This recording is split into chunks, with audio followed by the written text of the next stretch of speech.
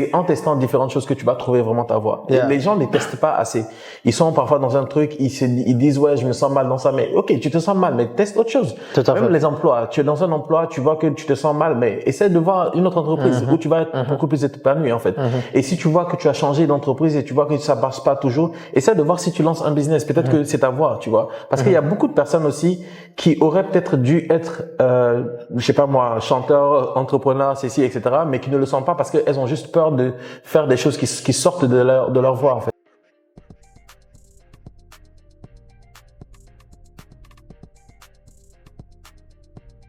Alors, Ibuka, est-ce que tu penses que tout le monde peut être entrepreneur? Non, je pense pas que tout le monde puisse être entrepreneur. Et d'ailleurs, je souhaite pas que tout le monde soit entrepreneur parce que l'entrepreneuriat, même au-delà du fait que ce soit difficile ou compliqué et tout ça, je pense que c'est un appel en fait, tu vois. Et tout le monde n'a pas forcément cet appel-là.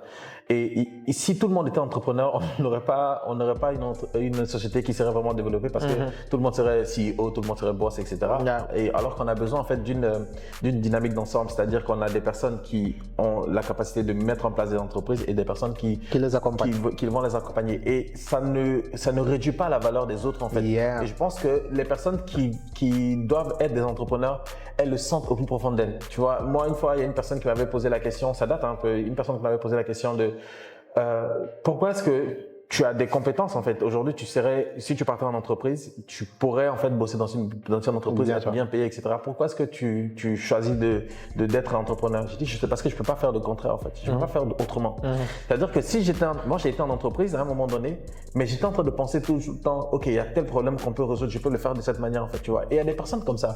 Et ces personnes-là en fait, elles ont vraiment le calling en fait, tu vois, l'appel en fait d'être ça.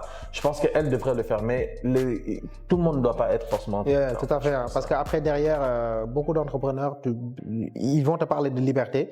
Et malheureusement, quand on parle de liberté, beaucoup automatiquement pensent à liberté financière. Mais c'est pas simplement. Pour moi, le plus important, c'est cette autonomie de pouvoir avoir des idées et de les mettre en place. Parce que quand tu es en entreprise, quand même, l'entreprise a ses valeurs, l'entreprise a sa manière de fonctionner, etc. Et on te donne pas forcément la possibilité de dérouler ce que tu veux, quoi. Après, est-ce que tout le monde peut être entrepreneur en même temps? Ce n'est pas possible. Après, voilà, quoi. Tout le monde serait là à essayer de vendre quelque chose, etc. Et puis c'est compliqué, quoi. Mais moi, je pense que c'est juste comme la vie, quoi. À un moment donné, c'est juste comme une famille. À un moment donné, on peut être dans une famille. C'est-à-dire on peut travailler dans une entreprise. Et dans la famille, tu vas avoir des gens qui vont grandir et qui vont rester dans la famille. C'est-à-dire, je prends une femme, mais je vais juste construire un niveau et puis je reste là-bas. Okay? Et il y aura un autre enfant qui va sortir de la maison, qui va aller habiter ailleurs, etc. Donc, dans la vie, c'est ça. Et dans la vie professionnelle aussi, c'est ça. Hein? Dans une entreprise, tu vas avoir... Parce que les entreprises ont besoin de personnes qui font marcher ces entreprises. Et ces personnes-là peuvent bien, parce qu'on peut gagner aussi beaucoup d'argent en restant dans une entreprise. Bien parce qu'à un moment donné, si l'entreprise met en place un plan qui te permet après d'évoluer, parce qu'aujourd'hui, tu vas avoir le numéro 2, le numéro 3, le numéro 4, le numéro 10 de Facebook, c'est des milliardaires. Bah, quoi. Oui. Et de Google, pareil, c'est des milliardaires. Quoi. Après, ils peuvent être des gens qui prennent une place dans l'entreprise, qui ont une fonction, etc.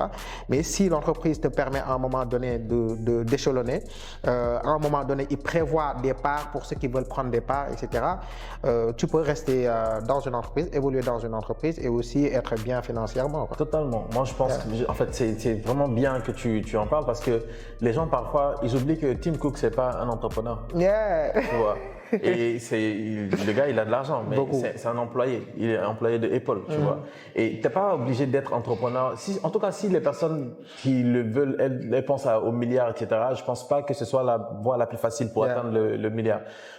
C'est possible, mais c'est pas la voie la plus facile, tu vois. Il y a des personnes qui sont des employés et qui ont fait des smart investments, tu vois. Ils ont investi dans des trucs et tout ça qui aujourd'hui sont bien, tu vois. Moi, je pense que ce qui est plus important, c'est vraiment de chercher la voie ou le domaine dans lequel tu es vraiment satisfait, tu vois, tu es vraiment satisfait. Et comme on dit, la vie est difficile, tout est difficile. C'est toi qui choisis ta difficulté en fait. Effectivement. Tu vois, est-ce que tu vas choisir la voie de l'entrepreneuriat? Est-ce que tu vas choisir la voie du salariat? Parce que toutes les deux voies ont leurs difficultés. Effectivement. Et comme je l'ai dit, en fait, les personnes qui choisissent la voie de l'entrepreneuriat et qui restent surtout, parce que beaucoup de personnes choisissent, comme on dit, il y a beaucoup d'appelés, peu de lus. Les personnes qui choisissent. C'est facile de se lancer, mais pour qui restent rester. C'est parce qu'en fait, il y a des choses qu'elles ont trouvées qui sont beaucoup plus élevées que le fait d'avoir de l'argent, en fait, tu vois.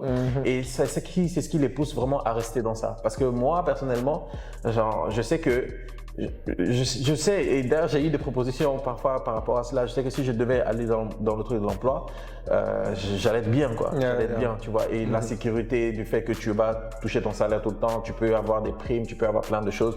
En fait, tu peux faire ça. Mais quand je suis une personne en fait je vois des problèmes partout. Et je vois des solutions aussi partout en fait, tu vois. Et donc du coup, je ne peux pas fermer mes yeux par rapport à cela, tu vois. Et c'est pour cette raison d'ailleurs, il faudrait aussi que les gens comprennent que tu peux être intrapreneur. C'est-à-dire que tu peux être un entrepreneur dans une entreprise. En fait, c'est le système que j'ai mis en place ici. Moi maintenant, je ne mets en place que ce genre de système-là. C'est-à-dire que tes revenus augmentent en fonction de tes responsabilités dans l'activité. Il n'y a pas de revenus fixe ici. Exactement. Et ça c'est top.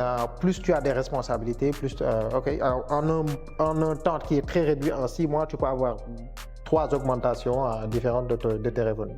C'est le système que j'ai mis en place. Moi, c'est top. En fait, moi, ce que je veux surtout, c'est que les gens comprennent qu'il y a des alternatives. Je ne veux pas qu'on dise aux gens que la seule voie, quand tu finis des études, c'est le salariat. Je ne veux pas aussi qu'on dise aux gens que si tu veux réussir dans ta vie, il faut être entrepreneur. Genre, je veux qu'en fait que les gens sachent que j'ai le choix, tu vois, et qu'ils choisissent maintenant en connaissance de cause. Après, moi, ce en quoi j'encourage plutôt les gens, c'est de ne pas se limiter dans une voie et puis se dire oui, c'est juste ça en fait cette voie-là. Tu n'es pas heureux, mais tu continues. Il faut pouvoir tester des choses en fait. Et c'est en testant différentes choses que tu vas trouver vraiment ta voie. Et les gens ne testent pas assez.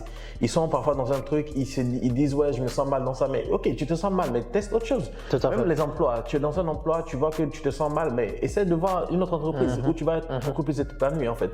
Et si tu vois que tu as changé d'entreprise et tu vois que ça ne marche pas toujours, essaie de voir si tu lances un business. Peut-être que c'est ta voie, tu vois. Parce qu'il y a beaucoup de personnes aussi qui auraient peut-être dû être, je sais pas moi, chanteurs, entrepreneurs, ceci, etc., mais qui ne le sont pas parce qu'elles ont juste peur de faire des choses qui sortent de leur voie. En fait, tout à fait. Et même tout à l'heure, tu as parlé du pourquoi, parce que les entrepreneurs, ils sont animés par ça. Après, ce pourquoi-là, il pourrait venir d'une expérience que tu as vécue dans ta vie. Et tu peux, par exemple, avoir grandi, comme c'est mon cas, dans une famille où les conditions étaient très difficiles, tu voyais les parents qui faisaient des efforts, etc., pour te mettre dans de bonnes conditions. Et c'est compliqué, quoi.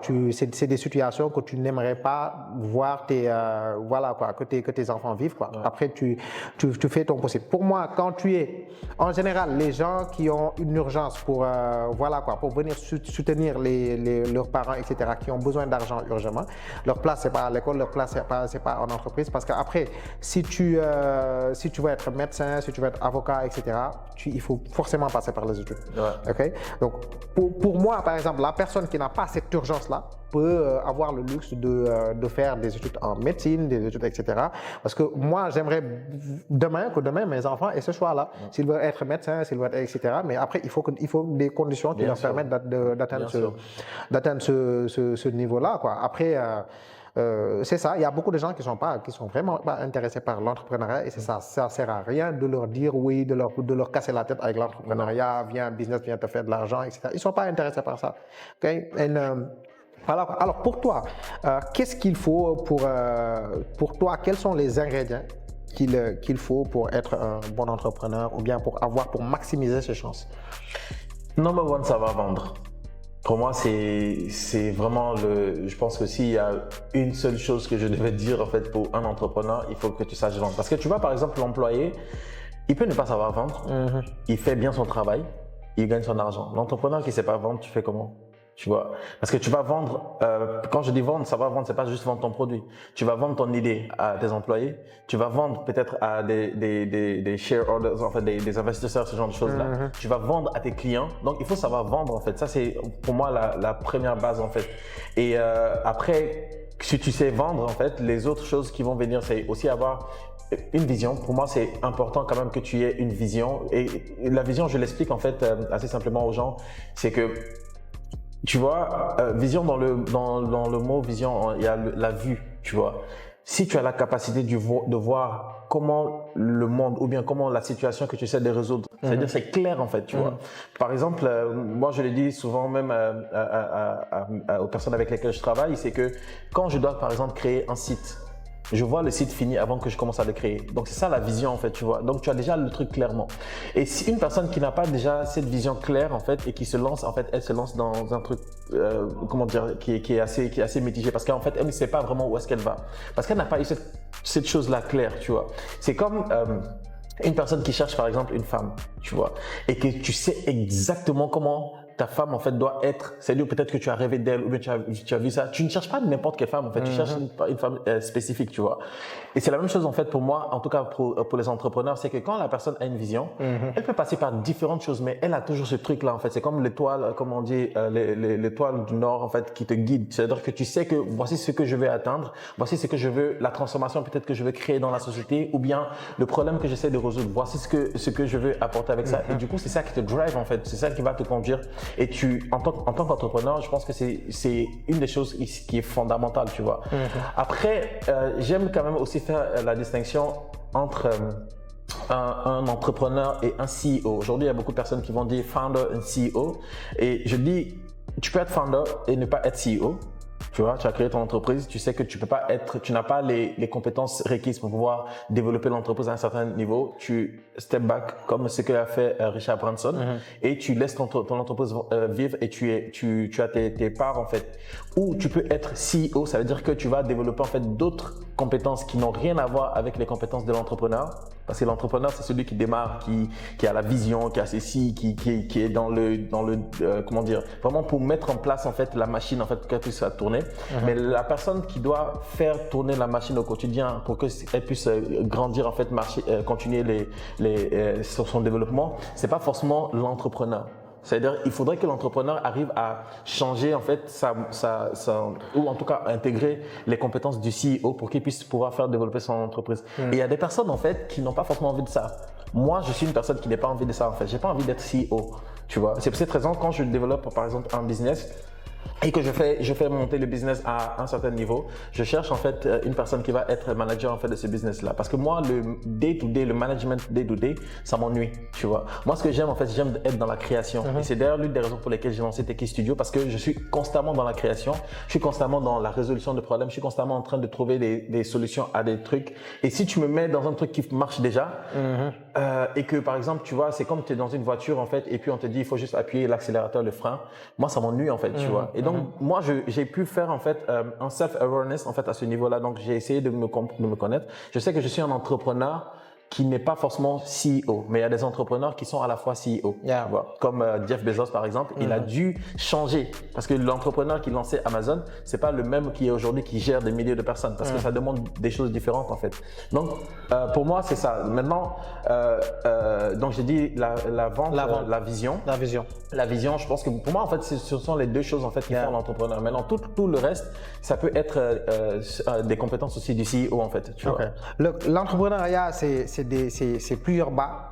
Ouais. Beaucoup plus de bas que de haut. Ouais. Est-ce que tu peux nous parler d'un flop que tu as vécu quoi? Alors, je vais parler plutôt du plus gros flop que j'ai eu. C'est Kusoma Group. Alors, j'ai lancé Kusoma Group en 2015 et comme je l'ai expliqué tantôt, j'ai identifié un problème, c'est que les livres africains étaient assez chers. En tout cas, ici, quand on les vendait ici, ils étaient assez chers pour le pouvoir d'achat local. Et aussi les entrepreneurs, les auteurs plutôt, ils n'avaient pas forcément la facilité de publier parce que les maisons d'édition, on va dire, ce sont des entreprises qui font pas vraiment de communication et elles sont assez difficiles en fait d'accès aussi, tu vois, pour des raisons qui sont évidentes. Et donc, du coup, quand j'ai identifié ces deux problèmes, je je me suis dit, avec la technologie, en fait, on pouvait trouver une solution, en fait, une alternative. En tout cas, permettre aux auteurs de pouvoir publier leurs livres sur Internet. Et on utilise, en fait, encore Internet pour que ces livres-là soient vus un peu partout dans le monde. Et donc, du coup, les lecteurs pourraient l'acheter depuis n'importe où dans le monde. Donc, depuis n'importe où, ça suppose à la fois en Afrique, mais aussi dans l'Occident. Et on a lancé cette entreprise-là en 2015, officiellement en 2016. Et il y avait des livres, les gens achetaient, ça se passait plutôt bien, un peu difficile parce qu'on n'avait pas encore des agrégateurs de paiement comme on a aujourd'hui. Donc, c'était un peu compliqué au départ. Et puis, en plus de ça, moi, je suis pas développeur. J'ai appris à développer. Donc, du coup, il y avait encore certains couacs, en fait, au niveau de la plateforme. Mais les gens pouvaient venir acheter les livres, les gens pouvaient venir publier leurs livres. Et on a commencé à monter comme ça, on se faisait des sous. Et les sous, en fait, il fallait aussi rémunérer les auteurs parce que l'auteur, il vend son livre, nous, on a une partie, l'auteur prend une partie. Et plus on avançait, plus moi, je réinvestissais mon argent à l'intérieur. Donc, c'était comme si tu étais dans un bateau, l'eau en train de prendre, en fait. Yeah. Mais comme tu es en train de sortir l'eau, tu penses qu'en fait, tu es en train d'avancer. Mais c'était pas vraiment ça, en fait. J'étais pas vraiment en train d'avancer. J'avais un gros problème, c'est que ce qu'on appelle le time to market. Ça veut dire j'avais amené une bonne solution, mais c'était pas le bon moment, en fait, pour lancer ça parce qu'on n'avait pas tout ce qu'il fallait. On n'avait pas encore ce développement qu'on a aujourd'hui. Et du coup, à un certain moment, il m'a fallu arriver à l'évidence, en fait, que j'étais ce qu'on appelle break-even, en fait. C'est-à-dire que tu gagnes pas vraiment d'argent. Parce que tu gagnes de l'argent, mais tout cet argent répare, mais tu ne fais pas de bénéfice en fait à toi. Et donc du coup, tu n'avances vraiment pas en fait. Tu vois. Et donc c'est-à-dire tu atteins simplement le seuil de rentabilité, voilà, mais le bénéfice. Même pas, tu atteins le seuil de rentabilité parce que quand je recevais les sous et que j'enlevais toutes les charges, je payais les auteurs, je payais en fait les charges qu'il fallait, j'étais en déficit. Ok. Tu vois. Et j'étais en déficit. Parfois, j'étais en déficit. Parfois, en fait, je faisais un peu plus, mais quand je faisais des bénéfices, c'était pas vraiment important, en fait. Tu vois, tu vas te faire 150 000 de bénéfices alors que tu as fait rentrer 15 millions. C'est pas intéressant, en fait, tu vois. Et donc, du coup, à partir de là, je me suis dit, OK, il y a un choix à faire. Soit je décide de vraiment recommencer de zéro, c'est-à-dire je mets tout en pause et je recommence de zéro, ou j'accepte, en fait, que là, c'est un échec, en fait. C'est le truc qui n'a pas vraiment marché. J'ai peut-être une bonne idée, mais c'est pas le bon moment. Et je dois attendre peut-être le moment qui soit opportun pour que je puisse relancer ça. Et je me suis rendu compte que le mieux à faire, c'était vraiment de fermer ça. Donc pour moi, c'est un échec parce que j'avais cette vision, j'avais cette ambition et je n'ai pas pu l'atteindre en fait. J'ai pas pu faire de ce business-là quelque chose qui est vraiment qui se soit développé et qui puisse encore exister aujourd'hui. J'aurais pu le tenir comme ça, mais ça c'est vraiment l'ego qui allait parler en fait. C'est-à-dire que tu as un truc, tu sais que ça fonctionne pas, mais puisque tu as remporté des prix, il y a des gens qui ont vu ça, tu n'as pas envie d'avouer en fait que c'est un échec en fait. Donc j'ai préféré avouer que ça c'était un échec et ça a été mon plus gros échec en fait, on va dire entrepreneurial. Et ça m'a même amené en fait à me remettre en question et me poser la question en fait, est-ce que j'étais vraiment un entrepreneur en fait ou bien je me fourvoyais, tu vois? Parce que je me disais en fait que en tant qu'entrepreneur, je devais normalement être en capacité de développer ce business qui marche bien déjà et le faire grandir. Parce que souvent les gens pensent que le plus dangereux, c'est un business qui marche pas. Non, un business qui marche pas, tu sais pas, ça marche pas en fait. Mais le plus dangereux, c'est quand le business marche, ça veut dire que tu vois, il y a de l'attraction, mais tu t'en sors pas. Tu vois, et tu sais pas en fait d'où vient le problème en fait, et ça c'est le plus dangereux parce que tu es, comme tu le disais, tu n'es pas mort, tu es un fantôme en fait, tu es vraiment entre les deux, un zombie plutôt, tu vois, tu es vraiment entre les deux, et ça c'est la partie la plus dangereuse, et je voulais pas rester dans cette partie là, et donc j'ai accepté l'échec, et je me suis dit ok, j'arrête ça, et d'ailleurs c'est à ce moment que je suis parti en France et que j'ai découvert le dropshipping, l'e-commerce, etc. Donc j'ai arrêté ça, donc de 2015 à 2018, j'ai arrêté ça en 2000. 3 ans de oui. 3 ans de combat en fait, parce que en fait c'est aussi une expérience qui a été très riche parce que tout ce que je croyais être en fait la vie de l'entrepreneur, c'était pas ça en fait, parce que souvent les gens pensent que les problèmes c'est quand ton truc marche pas, encore une fois, mais quand ça marche. Et c'est là qu'il y a des problèmes en fait qui arrivent et tu comprends pas. Imagine tu fais rentrer 15 millions dans le mois et tu n'as même pas en fait ça en fait qui reste quoi, tu vois. Et tu te demandes mais comment ça se passe? Ça veut dire que soit tu as un problème de pricing, soit tu as un problème de charges qui sont peut-être trop par rapport à cela, soit tu n'as pas pensé à la scalabilité, soit tu n'as pas pensé à comment dire, à diversifier, etc. Et tu vois. Et c'était vraiment un choix qui était assez difficile. Et d'ailleurs, pour la petite histoire, à l'époque, en fait, comme je t'ai dit, j'avais lancé l'entreprise pour vendre des livres sur Internet. Et puisque les gens me commençaient toujours à me demander des livres papier, j'ai commencé à créer aussi, en fait, à proposer aussi des livres papier. Donc, je proposais des livres papier, donc on imprimait des livres, on fabriquait carrément les livres, en fait, à la fois pour nos auteurs, mais aussi pour des auteurs qui étaient ailleurs, des maisons d'édition, etc. Et ce business-là commençait à prendre le pas sur sur le premier business, en fait.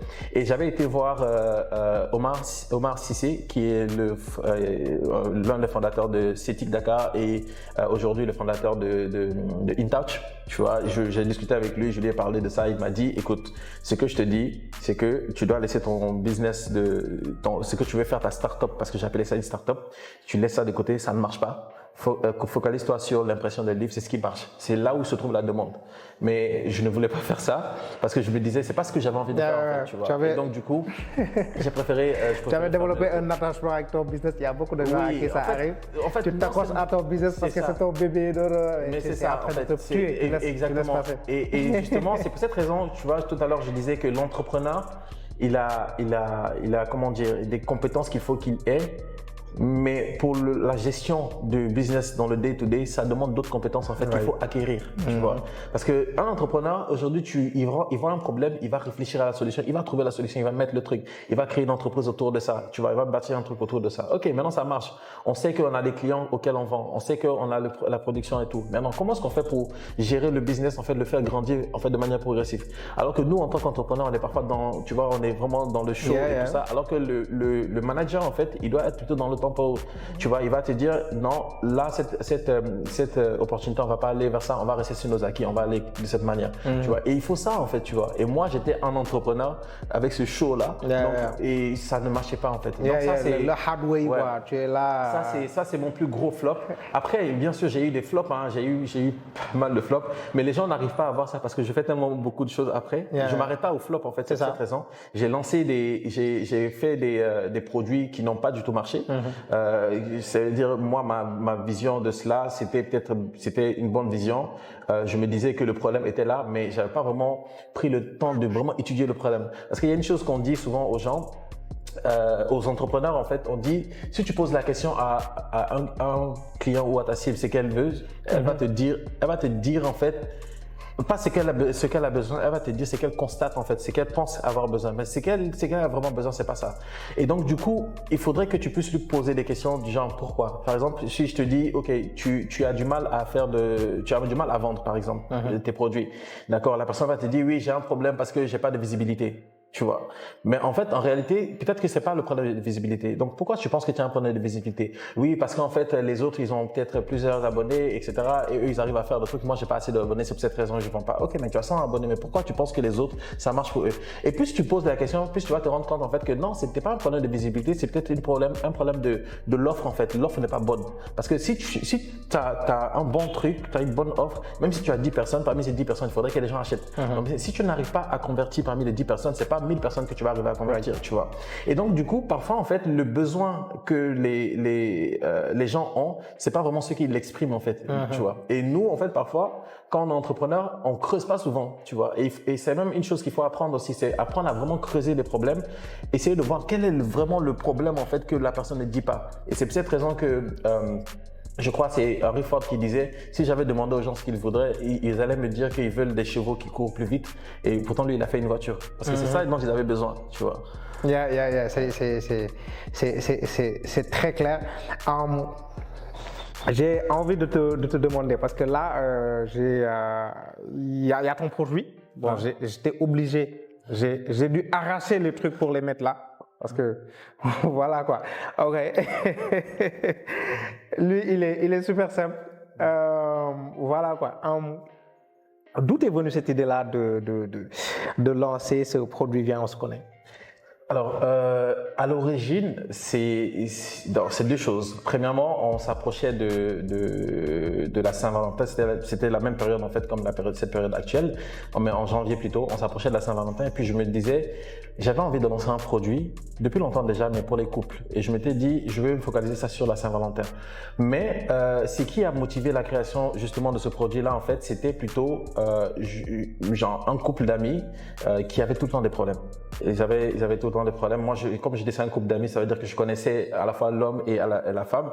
Et quand ils me parlaient, chacun d'eux, en fait, me disait des choses. Et chaque fois, je leur disais, mais ok, mais parle-lui quoi. Si tu lui dis, genre, elle va comprendre normalement, tu vois. Mais tu vois, quand les couples se disputent, parfois, en fait, on cherche à avoir raison, on cherche pas à écouter l'autre. Donc, du coup, c'était tout le temps des accrochages, ils n'arrivaient pas à s'entendre, etc. Et du coup, quand j'ai pensé à faire un produit pour la Saint-Valentin, je me suis dit, j'ai pas envie de faire un produit, en fait, qui va être juste Saint-Valentin, après c'est fini. Non, je veux faire vraiment quelque chose qui va être continu, en fait, tu vois. Et du coup, le problème là des couples, c'était quelque chose qui me parlait parce que je suis marié. Je sais que moi, l'une des chances que j'ai avec ma femme, c'est la communication. Tu vois, moi, d'ailleurs, parfois, elle me dit que je suis souvent avec mes questions parce que moi, je suis là, je vais poser les questions. Ok, là, ça fait 3 mois maintenant. Est-ce que tu penses que pendant les 3 mois, il y a eu des problèmes? Est-ce qu'il y a des choses qu'il faut améliorer, etc. Tu vois. Moi, j'ai l'habitude de faire ça en fait. Ou je vais poser des questions sur elle en fait pour comprendre peut-être des choses qu'elle ne dit pas. Tu vois. Et pour moi, c'est ça parce qu'il faudrait savoir, il faudrait avoir en fait une bonne communication pour pouvoir évoluer, pour pouvoir aussi désamorcer en fait des problèmes qui pourraient grandir.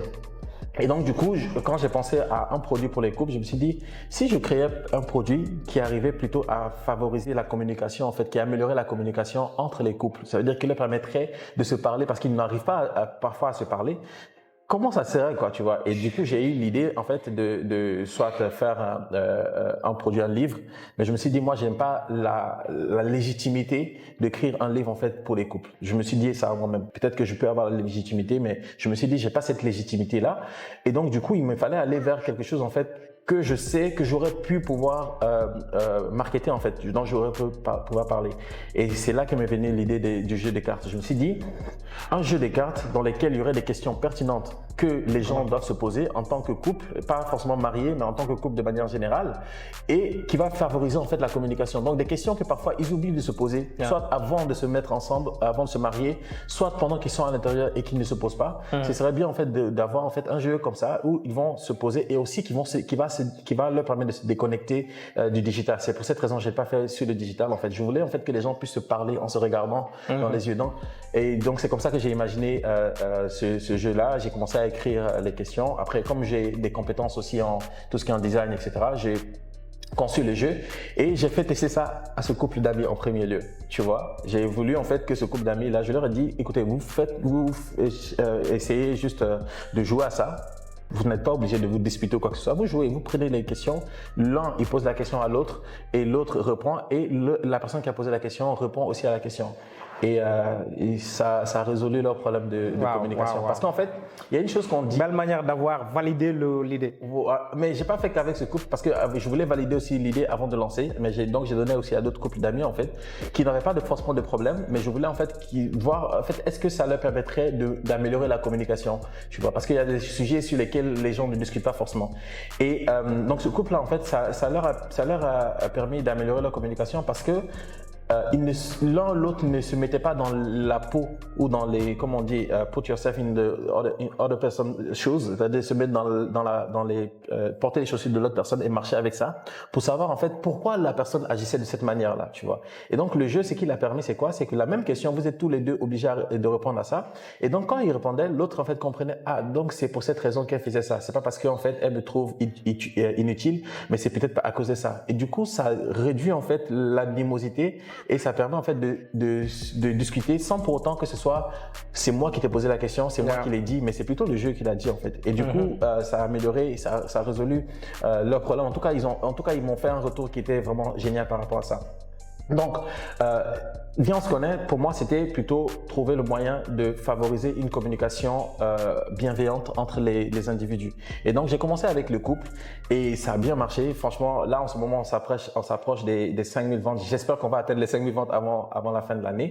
Mais en tout cas, ça a très bien marché le jeu pour les couples. Et il y avait des personnes en fait qui me disaient, mais nous, on n'est pas en couple, on est célibataire. Comment nous on fait en fait? On veut aussi un jeu. Mais je ne pouvais pas créer un jeu pour les célibataires parce que ça ne rentrait pas dans ce que j'avais exprimé comme étant la mission de la marque en fait. Viens on se connaît. Pour moi, c'était améliorer la communication. On ne peut pas être sur tous les champs de bataille. Exactement, améliorer la communication. Donc, il me fallait trouver en fait comment en fait créer un autre produit qui va continuer dans la même lancée en fait d'améliorer la communication. Et un jour, en fait, il y avait chez moi en fait à la maison, il y avait des amis des amis de très longue date en fait qui sont venus. Certains sont venus de la France, certains sont venus du Canada et on s'est retrouvés tous à la maison. Et tu vois, ça fait 5 ans qu'on s'était pas vu et les personnes en fait changent. Tu vois, on n'est pas les mêmes personnes qu'on était en 2015, 2014, etc. Donc les personnes changent. Mais quand on s'est retrouvés, on a joué à la play, on a mangé, etc. Mais on s'est pas vraiment parlé en fait. Right. Tu vois, on ne connaît pas vraiment l'autre personne, c'est qu'elle est aujourd'hui. Tu vois, on connaît pas. En fait, on a l'impression souvent aujourd'hui de connaître les gens parce qu'on les voit sur les réseaux sociaux. Tu vois, on a vu, il y a tel événement, on s'est dit, oui, je connais, je suis en contact avec les personnes. Mais non, on ne les connaît pas. Et du coup, là, sur le moment, je me suis dit, ça pourrait être en fait le deuxième jeu. C'est un jeu qui permettrait aux amis de se parler, de se poser des questions qui parfois ne se posent pas en fait et qui va leur permettre en fait de renforcer en fait leur lien d'amitié, tu vois. Parce que je me dis toujours que quand les gens se parlent en fait, ils arrivent à se comprendre, tu vois. Et d'ailleurs, c'est pour cette raison, on dit que si tu connais l'histoire d'une personne, c'est difficile en fait de la détester, tu vois. Parce que même les documentaires parfois qu'on voit sur Netflix où on montre par exemple des criminels et quand tu regardes le documentaire et qu'on te montre en fait la personne quand elle était enfant, elle a subi ceci, elle a subi cela. Tu vois, bizarrement, le gars c'est un criminel. Normalement, tu dois le détester, mais tu arrives à avoir un peu d'empathie, tu vois, parce qu'en fait, tu connais son histoire, tu vois. Et je me dis en fait que si les gens arrivaient à mieux communiquer de cette manière-là, à mieux se connaître, etc., ça leur permettrait en fait de solidifier leur lien. Pareillement, le jeu pour les amis, je l'ai testé en fait lors d'une discussion. On partait sur l'ampoule avec des personnes que je connaissais pas forcément toutes, et donc j'ai sorti le jeu pour qu'on puisse y jouer dans le bus. On a commencé à se poser des questions. Ça c'était la nouvelle version avec. Oui, avec les amis. Donc c'est celui-ci. Ça c'est pour le couple. Le nouveau. Ça c'est pour le couple. Et là, ça c'est pour le couple. Et ça c'est pour les amis. Ça c'est entre amis en fait. Et donc je l'ai sorti pour qu'on puisse y jouer. Et les gens ont vraiment beaucoup apprécié, mais aussi ça a permis de créer de nouvelles connaissances en fait, des personnes qui se connaissaient pas forcément et qui ont appris à se connaître à travers le jeu. Et donc du coup moi ça a été une super validation. Bien sûr j'ai fait tester avec d'autres personnes qui m'ont dit franchement c'est génial. Et donc c'est pour cette raison d'ailleurs que je l'ai sorti, le jeu là, Viens on se connaît entre amis. Et comme je le fais tout le temps en fait, même pour le couple, je fais toujours des précommandes pour valider en fait d'abord le truc. Est-ce qu'il y a des personnes qui sont suffisamment intéressées pour acheter? Parce que être intéressé verbalement, c'est pas la même chose que donner son argent en fait, tu vois. Et donc voilà, donc pour résumer en fait, Viens on se connaît, c'est vraiment l'objectif, c'est d'améliorer la communication entre les individus. Après ça, il y a un troisième jeu, c'est Viens on se connaît en famille. Donc l'idée en fait c'est de permettre aux parents d'échanger avec les enfants parce que tu vois il y a nos parents en fait parfois ils ont pris des décisions, ils ont fait certaines choses dans le passé qu'ils ne pouvaient pas nous expliquer parce qu'on était peut-être trop enfants, mais aujourd'hui en fait ils n'ont peut-être pas l'opportunité de nous expliquer ça parce qu'il n'y a pas en fait la situation propice pour qu'on puisse en parler, tu vois. Et les enfants aussi parfois ils ont des choses qu'ils veulent poser à leurs parents mais ils n'ont pas aussi cette situation et parfois même aussi il y a des choses qu'ils vivent en fait qu'ils ne peuvent même pas parler à leurs parents. Donc pour moi en fait l'idée c'est de permettre de créer cette communication là entre parents et enfants pour que justement ça puisse améliorer parce que moi je peux le dire, moi j'ai eu beaucoup de problèmes avec mon père, des incompréhensions pour diverses choses et quand on a commencé vraiment à parler, ça veut dire j'ai essayé de comprendre en fait pourquoi est-ce qu'il a fait certaines choses et lui aussi il a essayé de me comprendre en fait pourquoi par exemple il me dit de faire le droit mais moi je vais pas faire le droit, tu vois. Et quand on a commencé à parler, on s'est compris, tu vois. Et comme on dit, genre, Wartan Mom, forcément, ça règle les trucs, quoi, tu vois. Et donc, le prochain, c'est Viens, on se connaît en famille.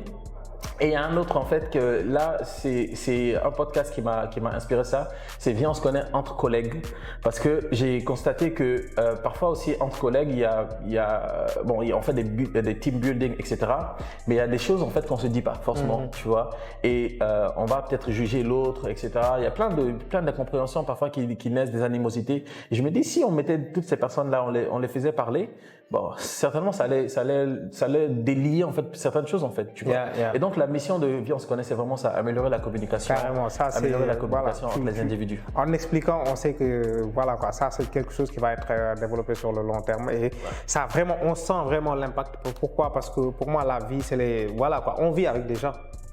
Donc, pour améliorer forcément la vie, il faut améliorer les relations entre les relations humaines. Et là, tu apportes un impact qui est, voilà quoi, qui est super grand. Wow. Juste pour ajouter par rapport à ça, Tu sais, quand on fait des ventes, quand je disais par exemple faire 1 million par jour, c'est possible et tout ça.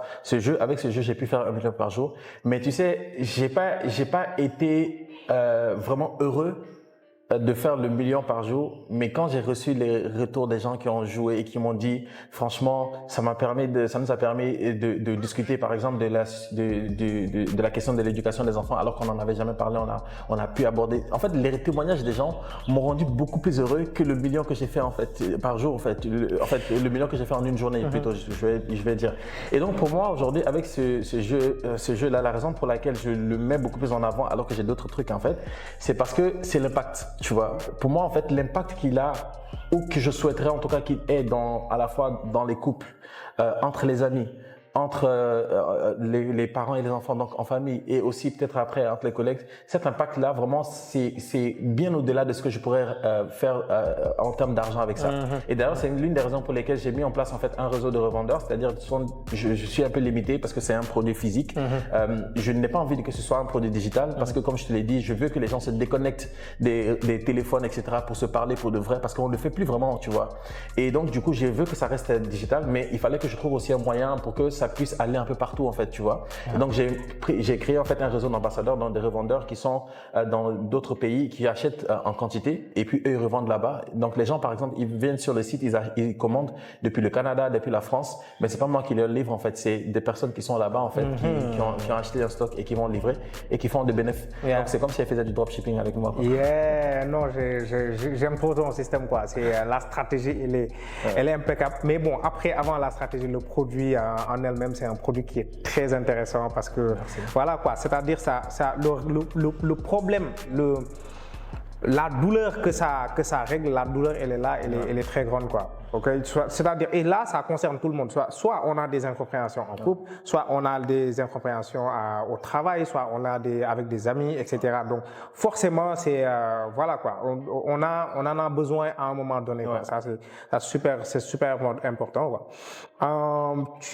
Bon, après, moi, j'ai vu les retours, quoi. Beaucoup de retours positifs et je recommande les gens vraiment à les tester par vous-même. Récemment, tu as été nommé 25e, tu as été classé 25e parmi les jeunes les jeunes entrepreneurs, c'est bien ça? Non, ce sont les leaders et entrepreneurs. Les jeunes leaders et entrepreneurs. C'est pas jeunes, c'est entrepreneurs parce qu'il n'y a pas que des jeunes. Yeah, right. Parmi les leaders et entrepreneurs les plus influents d'Afrique. Ouais. Donc, francophone. Comment est-ce que tu as accueilli cette nouvelle-là? En fait, moi, ça m'a surpris parce que, premièrement, je ne m'attendais pas à ça, parce qu'on ne nous signale pas, en fait, on ne nous dit pas que vous avez été nominé ou quoi que ce soit. Ça m'a surpris quand j'ai vu ça. D'ailleurs, en fait, je l'ai découvert en voyant une autre personne qui était nominée et qui avait posté ça sur son compte. Et moi, j'ai félicité cette personne, en fait, et je savais même pas que j'étais sur la liste.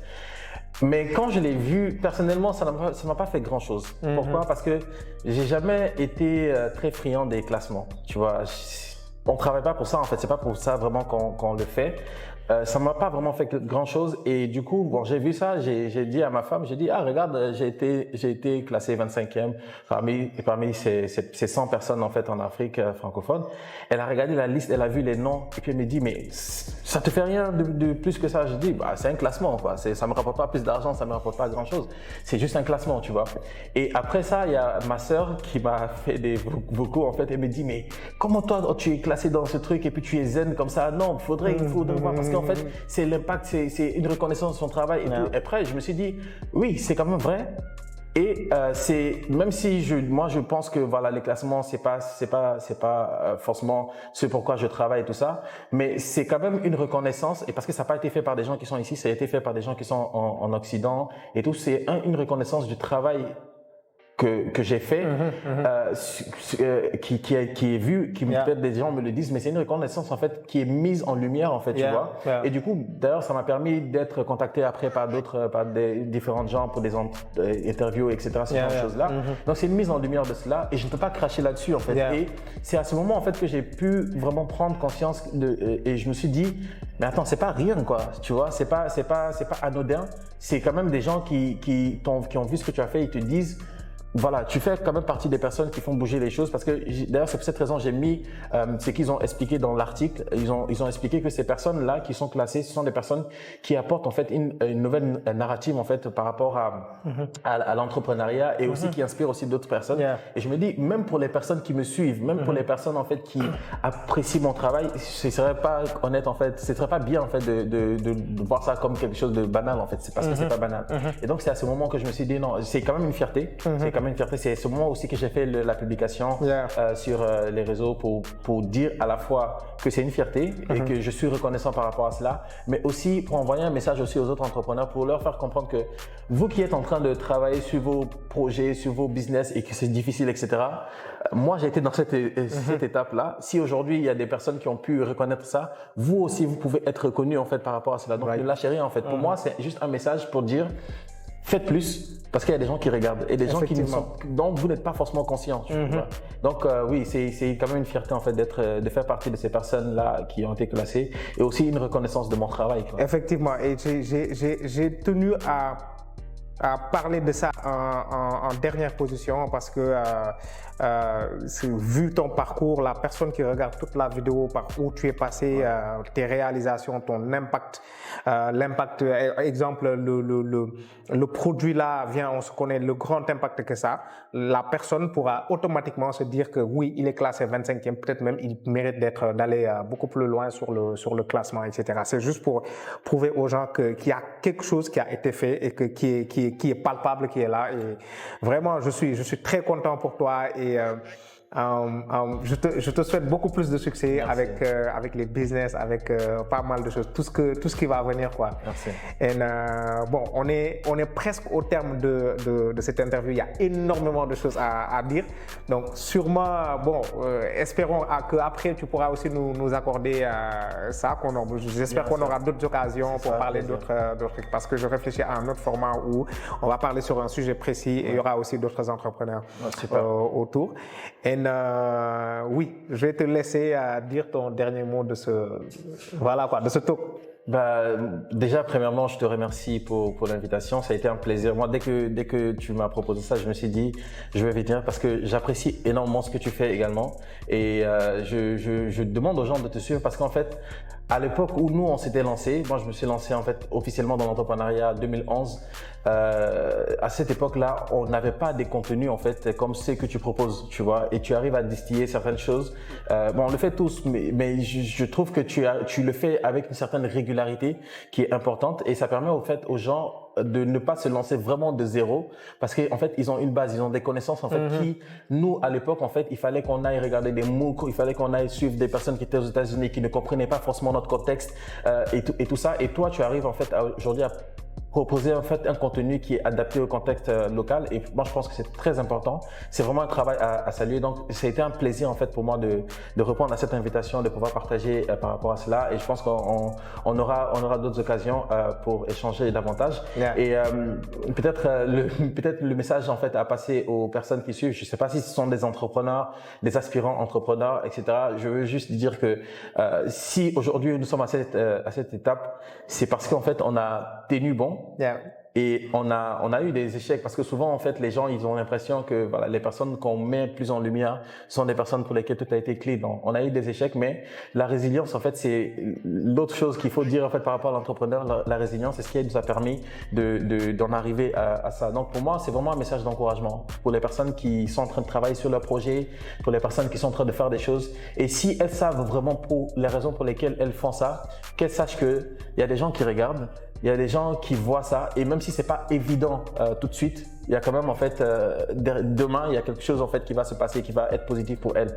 Et comme Jack Ma le disait, peut-être qu'aujourd'hui c'est pas bon, peut-être que demain c'est pas bon, peut-être que après demain c'est pas bon, peut-être que le surlendemain c'est pas bon, mais il y a un jour où ça va être bon en fait. Donc, voilà. Tombe 7 fois, relève-toi 8 fois. Et encore une fois, merci pour ta disponibilité et ta générosité parce que voilà, il faut vraiment être généreux pour partager autant d'informations sur son expérience, sur son parcours. En attendant, guys, on va vous, si vous êtes intéressé par ces thématiques-là, business, entrepreneuriat, abonnez-vous, likez, partagez So, en attendant, on va vous dire next. Merci encore. Merci à toi, Manu. Yeah.